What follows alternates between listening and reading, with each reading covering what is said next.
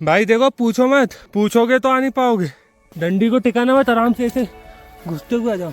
आ जाओ यार, थोड़ा और हिम्मत कर लो।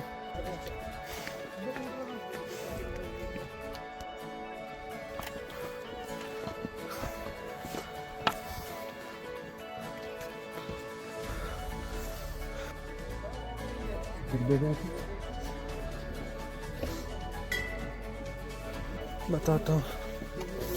जय Shri Ram, welcome back to my channel. Char Dham यात्रा के टुंगनाथ व्लॉग में आपका स्वागत है। अगर आप लोग भी टुंगनाथ जाने का प्लान कर रहे हैं या जा रहे हैं तो आप लोग सही वीडियो पर आए हैं। अभी तक आप लोगों ने मेरी यमुनोत्री, गंगोत्री और केदारनाथ धाम की यात्रा देखी है। उन वीडियो में मैंने यमुनोत्री, गंगोत्री और केदारनाथ के बारे में सारी इन्फॉर्मेशन दी है और आप लोग चार धाम यात्रा कैसे करें और क्या क्या बातों का ध्यान रखना है वो सब भी मैंने आपको बताया है। अब टुंगनाथ की बारी है। आज इस वीडियो में मैं आपको टुंगनाथ से जुड़ी हुई सारी इन्फॉर्मेशन शेयर करूंगा, साथ में अपना एक्सपीरियंस भी बताऊंगा और टुंगनाथ जाने का सही टाइम, टुंगनाथ कैसे जाएं, वो सारी इन्फॉर्मेशन भी आपके साथ शेयर करने वाला हूं। उससे पहले अगर आपने मेरे चैनल को सब्सक्राइब नहीं किया है तो चैनल को सब्सक्राइब करें, वीडियो को लाइक शेयर करें और बेल आइकन दबाना ना भूलें। जैसे कि आप सभी को पता है कि हमारी केदारनाथ धाम की यात्रा हो चुकी है और केदारनाथ धाम की यात्रा करते समय हमें क्या क्या दिक्कतों का सामना करना पड़ा ये भी आपको पता है। केदारनाथ धाम की यात्रा करने के बाद जब हम लगेज उठाने के लिए हमारी होटल जाते हैं तो रूम में पहुंचकर जब हम जूते निकालकर हमारे पैरों को देखते हैं तो हमारे पैरों की वाट लग चुकी थी। आप वीडियो में देख सकते हैं कि मेरे पैरों की कंडीशन क्या हो गई थी। पूरे पैरों में छाले पड़ गए थे और बहुत पेन हो रहा था पैरों में। इस बीच में हमारे पास हमारे पैकेज वाले एजेंट का कॉल आ जाता है रिमेनिंग अमाउंट मांगने के लिए और वो कॉल पे डायरेक्ट यही कहता है कि भैया जो रिमेनिंग अमाउंट बचा है वो ट्रांसफर कर दो। तो मैं उसको साफ मना कर देता हूँ। मैं बोलता हूँ कि जब तक मेरे चारों धाम की यात्रा कंप्लीट नहीं होंगे और जब तक आप मुझे यमुनोत्री धाम डबल से नहीं ले जाओगे तब तक मैं आपको पैसे नहीं दूंगा। फिर कॉल पे बहुत बहस होती है। वो कहता है ऐसा नहीं होता, ये वो ब्ला ब्ला ब्ला 10 बातें होती है। फिर कॉल कट होने के बाद हम 4-5 लोग जो रहते हैं वो मिलकर बात करते हैं और एक म्यूचुअल डिसीजन पर पहुंचते हैं। तो मैं और मेरे साथ जो 5-6 लोग रहते हैं सेम एज ग्रुप के, हम सब लोग मिलकर एक दूसरी गाड़ी कर लेते हैं जो हमें यहाँ से पहले टुंगनाथ ले जाएगी। टुंगनाथ के बाद फिर हमें बद्रीनाथ ले जाकर छोड़ देगी। ऐसा करने के पीछे हमारे पास बहुत सारे रीजन रहते हैं। उसने हमें गंगोत्री और केदारनाथ दोनों जगह में होटल बहुत बेकार दी थी। मतलब हमें जो दिखाया था पैकेज के साथ, हमें जो होटल का नाम और होटल की जो रूम की इमेजेस भेजी थी वो जमीन आसमान का डिफरेंस था, इतना डिफरेंस था। दूसरा, उसने ब्रेकफास्ट हमें कहीं भी नहीं दिया था और हमें जहां भी उसने खाना दिया था वो कच्चा पक्का खाना था। मतलब एकदम कच्चा खाना देता था और उससे कंप्लेंट करो तो वो यही बोलता था हाँ मैं देखता हूँ। जब उसके ड्राइवर की वजह से हमारे यमुनोत्री धाम के दर्शन नहीं हुए थे और गाड़ी आधे रास्ते से लौट कर आ गई थी, तब मैंने उसे कंप्लेंट करी थी। तो तब उसने मुझसे बोला था कि आपके जब बद्रीनाथ के दर्शन हो जाएंगे उसके बाद हम आपको डायरेक्ट बद्रीनाथ से यमुनोत्री ले जाएंगे। और जब पैसे मांग रहा था तब उसने ये बोल दिया था नहीं नहीं ऐसा नहीं हो पाएगा। और साथ में ड्राइवर यहाँ से टुंगनाथ ले जाने में भी नाटक कर रहा था, बोल रहा था टुंगनाथ नहीं चलते हैं। जो हमारे साथ आधे लोग थे उनको इन्फ्लुएंस कर रहा था कि आप टुंगनाथ का मना कर दो तो मैं इन लोग को बोल दूंगा कि मेजोरिटी मना कर रही है तो आप लोग को भी नहीं ले जाएंगे। तो फालतू की पॉलिटिक्स खेल रहा था वो और एजेंट भी उन सबसे मिला हुआ था और भी बहुत सारी छोटी छोटी सी बातें थी। इस वजह से हम कॉल पर डायरेक्ट उसको पैसे देने से मना कर देते हैं। फिर वो खुद ही बोल देता है कि फिर मैं आपको यहीं छोड़ दूंगा, यहाँ से आपको ना मैं टुंगनाथ ले जाऊंगा, बद्रीनाथ ले जाऊंगा, ना मैं आपको डबल से हरिद्वार तक लाऊंगा। तो फिर हम 5 लोग मिलकर अलग गाड़ी बुक कर लेते हैं और पहुंच जाते हैं टुंगनाथ। मैंने अभी आपको जो पैकेज से रिलेटेड बातें बताई है वो बात बताने का मतलब सिर्फ इतना सा था कि अगर आप लोग भी पैकेज के थ्रू या एजेंट के थ्रू जा रहे हैं, चार धाम जा रहे हैं या बद्रीनाथ अकेला जा रहे हैं या कोई से भी धाम अकेले जा रहे हैं या चोपता टुंगनाथ का ट्रैक भी कर रहे हैं, तो आप अपने पैकेज वाले से पहले ही सारी क्लियर बात कर लेना और जितना हो सके उतना कम एडवांस देना। क्योंकि हम लोगों ने भी एक काम सिर्फ अच्छा किया था कि उसको एडवांस हमने बहुत कम दे रखा था, जिस वजह से उसने ज्यादा नाटक करा तो हमने दूसरी गाड़ी हायर कर ली और आगे टुंगनाथ। देखिए हम लोग की चार धाम की यात्रा पैकेज के थ्रू ही हरिद्वार से शुरू हुई थी, लेकिन सिर्फ आप चोपता टुंगनाथ चंद्रशिला का ट्रैक करने के लिए आना चाहते हैं तो मैं इस वीडियो में बता देता हूँ कि आप हरिद्वार से टुंगनाथ कैसे पहुंचेंगे। देखिए सबसे पहले आपको हरिद्वार आना पड़ेगा, फिर आप हरिद्वार से सुबह बैठेंगे रुद्रप्रयाग के लिए, क्योंकि डायरेक्ट चोपता टुंगनाथ आपको कोई भी नहीं ले जाएगा। तो हरिद्वार से रोज बस चलती है जो आपको रुद्रप्रयाग छोड़ देगी 400 से 500 रुपए में। फिर रुद्रप्रयाग से ओखीमठ और ओखीमठ से चोपता जाएंगे प्राइवेट कैब में। रुद्रप्रयाग से ओखीमठ पहुंचने में आपको 100 रुपए लगेगा और ओखीमठ से आप चोपता जाएंगे तब भी आपको 100 रुपीज पर पर्सन लगेगा। इतना सब कुछ करने के बाद आप पहुंच जाओगे चोपता रात में। फिर आपका नाइट स्टे रहेगा वो चोपता में ही रहेगा। वहाँ पर 1000 रुपए से होटल के रूम मिलना चालू हो जाते हैं और अगर आप 2-3 लोग रहोगे तो 300 रुपए पर पर्सन में डिवाइड हो जाएगा। फिर दूसरे दिन सुबह जल्दी उठकर आप निकल जाना टुंगनाथ के लिए ट्रैक पर। और जब आप सुबह सुबह टुंगनाथ के लिए ट्रैक पर जाएंगे तो आपको बहुत प्यारे नजारे मिलेंगे, बहुत खूबसूरती देखने को मिलेगी यहाँ पर। पहले आप टुंगनाथ पहुंचेंगे, टुंगनाथ में महादेव के दर्शन करने के बाद फिर आप चले जाना चंद्रशिला पर, जो टुंगनाथ से थोड़ा सा ही आगे। अभी इस वीडियो में सारी चीजें आपको एक्सप्लेन करता जाऊंगा। अभी तो मैंने कम समय में सिर्फ आपको इतना बताया है कि आप हरिद्वार से टुंगनाथ तक कैसे पहुंचेंगे। चोपटा टुंगनाथ के लिए जब भी आप हरिद्वार से निकलेंगे तो एक बात याद रखना, आपको हरिद्वार से जल्दी निकलना पड़ेगा, क्योंकि आपको 2-3 बार गाड़ी बदलना पड़ेगी चोपटा तक पहुंचने के लिए। और अगर आप जल्दी चोपटा पहुंच जाते हैं तो आपको होटल ढूंढने में आसानी हो जाएगी और आपको अपने बजट में अच्छी होटल मिल जाएगी। मेरा सजेशन आप लोग को ये है, अगर आप 1-2 लोग हो तो जैसे तैसे आ जाओ, जो मैंने बताया उस हिसाब से भी आप आ सकते हो। लेकिन अगर आप 2 से ज्यादा हो तो आप प्राइवेट कैब कर लेना हरिद्वार से, वो आपको पहुंचा देगी चोपटा तक और फिर आपको दूसरे दिन ले भी जाएगी। वो आपको सही पड़ेगा। और जो आप बस से आओगे और इधर उधर परेशान होके आओगे, उससे सिर्फ आपका 19-20 ही ज्यादा खर्चा जाएगा। 500 रुपए का फर्क पड़ेगा सिर्फ आपको, ज्यादा खर्चा भी नहीं होगा आपका। तो आप ऐसा भी कर सकते हैं। और हरिद्वार से बहुत सारे टूर ट्रेवल्स वाले भी ले जाते हैं पैकेज के थ्रू। तो खाली अगर आप टुंगनाथ आ रहे हैं तो सिर्फ पैकेज लेकर भी आ सकते हैं, वो आपके लिए बेस्ट ऑप्शन रहेगा। बस कोई भी पैकेज सेलेक्ट करने से पहले टूर ट्रेवल्स वालों की इंक्वायरी कर लेना, गूगल पर उनके बारे में सर्च कर लेना और कस्टमरों के फीडबैक देख लेना। और जो भी इंक्वायरी आपको निकालनी रहेगी वो इंक्वायरी आप निकाल लेना। और जो मैंने आपको सारी चीजें बताई है वो सारी चीजें क्लियर कर लेना और आप इजिली पैकेज ले सकते हैं। और वैसे भी अगर आप एक धाम के लिए आ रहे हैं या सिर्फ आप चोपटा टुंगनाथ ट्रैक ही कर रहे हैं तो आप पैकेज के थ्रू आ सकते हैं, क्योंकि एक जगह आने पे आपको कोई भी दिक्कत नहीं होगी। जब आप चारों धाम का पैकेज लेते हैं तो आपको बहुत सोचना और समझना पड़ता है। आपको चोपटा टुंगनाथ ट्रैक में पूरा 1 दिन लग जाएगा। ये ट्रैक आपका सुबह से चालू होगा तो फिर शाम को जाकर खत्म होगा जब सनसेट हो जाएगा उसके बाद, क्योंकि चंद्रशिला से सनसेट बहुत प्यारा दिखता है। इसलिए आप जल्दी नीचे मत चले जाना कि अभी इतना टाइम बचा है क्या करेंगे, ऐसा मत सोचना। आप शाम को चंद्रशिला से सनसेट देखकर ही जाना। बाकी आप यहाँ की खूबसूरती वीडियो में देख सकते हैं। ऐसे ही इस जगह को मिनी स्विट्जरलैंड नहीं कहा जाता है। जब आप चोपटा टुंगनाथ की ट्रैक पर आएंगे तब अपने साथ ज्यादा सामान कैरी मत करना, मतलब ट्रैक के टाइम पर ज्यादा सामान अपने साथ कैरी मत करना। अपने साथ सिर्फ आप पानी की बोतल, कुछ खाने का सामान, टॉर्च, पावर बैंक, गर्म कपड़े और भी जो छोटी छोटी चीजें रहेगी वो मैं डिस्क्रिप्शन में दे दूंगा। सिर्फ इतना ही सामान आप कैरी करना अपने साथ ट्रैकिंग पर, क्योंकि जो टुंगनाथ का रास्ता है, मतलब जो चढ़ाई है वो एकदम खड़ी चढ़ाई है, जिस वजह से ये रास्ता बहुत हार्ड हो जाता है। और यहाँ बहुत हाईएस्ट पॉइंट पे मंदिर बना हुआ है, मतलब इसे वर्ल्ड हाईएस्ट शिवा टेम्पल कहा जाता है। तो आप सोच लीजिए कि ये कितने हाईएस्ट पॉइंट पर बना हुआ है। तो इस वजह से ऊपर सांस लेने में बहुत दिक्कत होती है। तो अपने साथ कपूर भी कैरी करना। और इसी वजह से मैं आपसे बोल रहा हूँ कि अपने साथ कम सामान रखकर लाना, जिसमें आपको चढ़ाई करने में दिक्कत नहीं आए। इस ट्रैक में आपको बहुत सारे शॉर्टकट दिखेंगे जिनका यूज कर आप अपने ट्रैक को और आसान बना सकते हैं।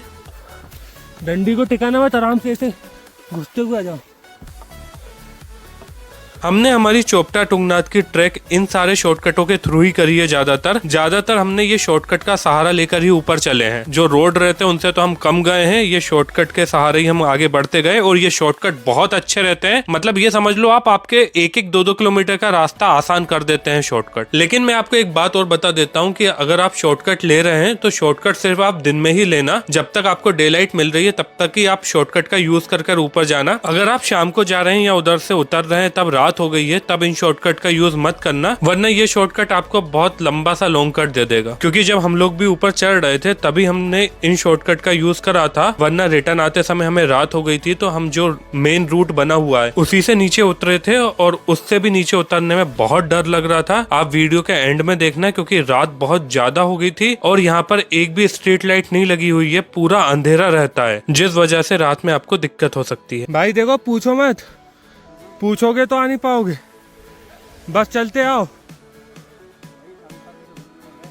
अरे आते आओ। अब जब हमने उस टाइम पर चोपटा टुंगनाथ की ट्रैक कर रहे थे तब हमने हमारे साथ कुछ भी नहीं रखा था, यहाँ तक कि हमने पानी की बोतल भी हमारे साथ नहीं ले गए थे। क्योंकि आपको पता है हम पहले केदारनाथ की ट्रैक करी थी और फिर तुरंत बाद हमने चोपटा टुंगनाथ आ गए थे, उसी दिन आ गए थे। तो पहले से ही हम बहुत थके हुए थे और हमने केदारनाथ ट्रैक में भी एक्सपीरियंस कर लिया था कि ज्यादा सामान ले जाने से कोई मतलब नहीं रहता है। आप ज्यादा खाने का भी मत ले जाना, ना ज्यादा पीने का ले जाना, कपड़े तो बिल्कुल मत ले जाना। टुंगनाथ के ट्रैक में सिर्फ ठंडे कपड़े रखना अपने साथ। साथ ग्लव्स वगैरह रख लेना और पानी की बोतल रखना और कुछ खाने का रखना, बस इतना ही। और पावर बैंक, टॉर्च, ये सब चीजें तो रखना जरूरी होता है। बाकी मैं डिस्क्रिप्शन में एक बार और लिख दूंगा ये सारे आइटम। लेकिन हाँ, जो आपके पास टॉर्च रहेगी वो अच्छी वाली कैरी करना। लोगों की सुनकर छोटी टॉर्च मत ले जाना, थोड़ी बड़ी टॉर्च लेके जाना अपने साथ जो लाइट अच्छी प्रोवाइड करे आपको। जब हम तुंगनाथ गए थे उस टाइम पर हमने हमारी ट्रैक शाम को 4:30-5 बजे शुरू करी थी, जिस वजह से हमें मंदिर भी नहीं पहुंचे थे, उससे पहले ही अंधेरा हो जाता है। अभी यहाँ से करीबन मंदिर 2 से 3 किलोमीटर और दूर है, लेकिन हमें मंदिर के पास पहुंचते पहुंचते एकदम अंधेरा हो जाता है। अगर आप लोग भी चोपटा तुंगनाथ आ रहे हैं या चोपटा तुंगनाथ आने का प्लान कर रहे हैं तो मैं आपको बता देता हूँ कि यहाँ आने का सबसे बेस्ट टाइम क्या है। तो यहाँ आप दिसंबर से लेकर मार्च के बीच में कभी भी आ सकते हैं, क्योंकि उस टाइम पर यहाँ रहती है बहुत बर्फ। हेवी स्नो यहाँ जमा हुआ रहता है हर जगह, चारों तरफ आपको बर्फ ही बर्फ देखने को मिलेगी। और यहाँ पर शाम को नजारा बहुत प्यारा देखने को मिलता है इस टाइम पर। ये जो अभी मैंने मंथ्स बताए हैं ये सिर्फ ट्रैकिंग वालों के लिए हैं, जिसको ट्रैक करना है और यहाँ की खूबसूरती को महसूस करना है। बाकी अगर किसी को दर्शन करने के लिए आना है, जैसे हम सिर्फ दर्शन करने के लिए गए थे, और ट्रैक तो हो ही जाता है साथ में, पर हमको मेन दर्शन करना था, तो दर्शन करने के लिए आपको मई से नवंबर के बीच में ही आना पड़ेगा, जब तुंगनाथ मंदिर के पट खुले होते हैं तब। और इसी के साथ हम लोग भी पहुंच जाते हैं मंदिर में, और हम इतने अच्छे समय पर पहुंचते हैं कि आरती हमें मिल जाती है। आरती भी मिल जाती है और साथ में हम जैसे ही दर्शन करते हैं उसके 2 मिनट बाद पट भी बंद हो जाते हैं, मतलब द्वार बंद हो जाते हैं और फिर पुजारी लोग चले जाते हैं। तो हमारे यहाँ दर्शन भी हो जाते हैं अच्छे से और हमें महादेव की आरती मिलने का सौभाग्य भी प्राप्त हो जाता है। चलिए मैं आपको तुंगनाथ मंदिर से जुड़ी हुई कुछ बातें बताता हूँ। तुंगनाथ उत्तराखंड के गढ़वाल के रुद्रप्रयाग जिले में स्थित एक पर्वत है। तुंगनाथ पर्वत पर स्थित है तुंगनाथ मंदिर, जो 3640 मीटर की ऊंचाई पर बना हुआ है और पंच केदारों में से सबसे ऊंचाई पर स्थित है। यहाँ भगवान शिव की पंच केदारों में से एक के रूप की पूजा होती है। यहाँ भगवान शिव की भुजाओं की पूजा होती है। और जैसे कि ये बात तो आप सभी को पता होगी कि तुंगनाथ मंदिर दुनिया का सबसे ऊंचा शिव मंदिर है। इसी के साथ हम लोग भी भगवान शिव के दर्शन करने के बाद रात में ही नीचे उतरने के लिए हमारी यात्रा चालू कर देते हैं। बाकी वीडियो में आप देख सकते हो कि यहाँ कितना अंधेरा है और यहाँ एक भी आपको स्ट्रीट लाइट नहीं मिलेगी। यहाँ से लेकर नीचे तक स्ट्रीट लाइट तो छोड़ो, एक छोटा सा बल्ब की रोशनी भी आपको नहीं मिलेगी। तो अगर आप लोग भी यहाँ आ रहे हो और आप लोग को भी उतरते उतरते रात हो जाती है, तो अगर आपके पास एक अच्छी टॉर्च रहेगी तो आप उसकी मदद से नीचे तक आराम से पहुंच जाएंगे। मैं अपने एक्सपीरियंस से आप लोगों को एक बात और बता देता हूँ कि हर इंसान को एक ना एक बार तो चोपटा तुंगनाथ का ट्रैक करना ही चाहिए। यहाँ जब आप ट्रैक करने आओगे ना तो वो आपके लाइफ का बेस्ट मोमेंट होने वाला है। इतना अच्छा ट्रैक करने के बाद जब महादेव के दर्शन हो तो क्या ही कहना। और यहाँ बहुत प्यारे नजारे मिलते हैं, इसीलिए इसको मिनी स्विट्जरलैंड कहा जाता है। जब आप आओगे और खुद एक्सपीरियंस करोगे ना तब आपको समझ में आ जाएगा कि मैं ऐसा क्यों बोल रहा हूँ। रात हो जाने की वजह से हम लोग चंद्रशिला तक नहीं जाते हैं, क्योंकि वो तुंगनाथ मंदिर से 1 से 1.5 किलोमीटर और आगे है। तो रात तो वैसे ही हमें पहुंचते पहुंचते हो ही जाती है। इस वजह से हम सिर्फ मंदिर जाते हैं, महादेव के दर्शन करते हैं और वापस आ जाते हैं। जब आप लोग आओगे तो आप लोग चंद्रशिला जरूर से जाना और चंद्रशिला से पूरा सनसेट का व्यू देखना। और चंद्रशिला से पूरा जब आप नीचे देखोगे ना तो आपको ऐसा लगेगा आप बादलों के ऊपर हो। बाकी मैंने आप लोगों को बता ही दिया है कि आप लोग को अपना ट्रैक कब चालू करना है। आप लोगों को अपना ट्रैक सुबह से चालू कर देना है, ताकि आप पूरा व्यू और पूरा नजारा देखते हुए ऊपर आओ, फिर आराम से तुंगनाथ मंदिर के दर्शन करो, महादेव के दर्शन करो, फिर वहां से भी पूरा व्यू कवर करके फिर शाम तक पहुंच जाओ आप चंद्रशिला। और शाम के 1-1.5 घंटे आराम से चंद्रशिला में पूरा देखो और फिर आप 7 बजे तक नीचे वापस आ जाओ। इसी के साथ हम लोग भी नीचे आ गए हैं और नीचे उतरने के बाद हम सामने वाले रेस्टोरेंट में चले जाते हैं खाना खाने के लिए। खाना खाकर फिर हम निकल जाते हैं बद्रीनाथ के लिए। रात में ही हम निकल जाते हैं, नाइट स्टे यहाँ पर नहीं करते हैं। और इसी के साथ तुंगनाथ का ये व्लॉग मैं यहीं पर एंड करता हूँ। अगर आपने अभी तक मेरा यमुनोत्री, गंगोत्री और केदारनाथ वाला व्लॉग नहीं देखा है तो वो जाके देख लीजिए, उसमें मैंने सारी इन्फॉर्मेशन दी है। और अब हम निकल गए बद्रीनाथ के लिए। बद्रीनाथ वाले व्लॉग में मैं आपको सारी इन्फॉर्मेशन दूंगा बद्रीनाथ से रिलेटेड, दर्शन, फूड, होटल, स्टे, सब कुछ आपको एक ही ब्लॉग में मिल जाएगा, तो वो देखना ना भूले। आई होप ये वीडियो आपके लिए यूजफुल रहेगी। Please like, share and subscribe my channel. Her her Mahadev.